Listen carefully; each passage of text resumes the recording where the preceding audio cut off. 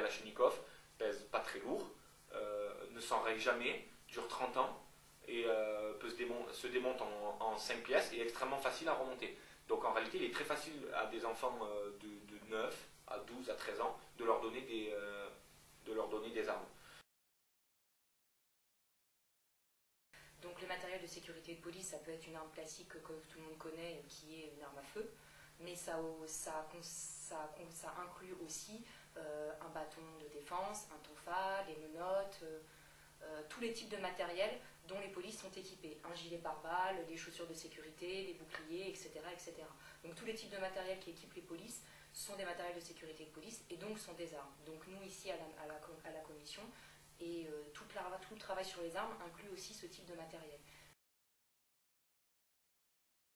Le dernier point nouveau qui apparaît de plus en plus important, c'est la question du double usage.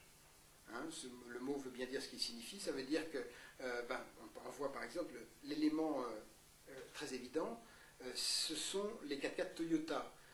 De nombreuses fois dans l'émission qu'on a fait, on a vu des 4x4 Toyota qui sont utilisés par des milices armées, qui deviennent de véritables automitrailleuses.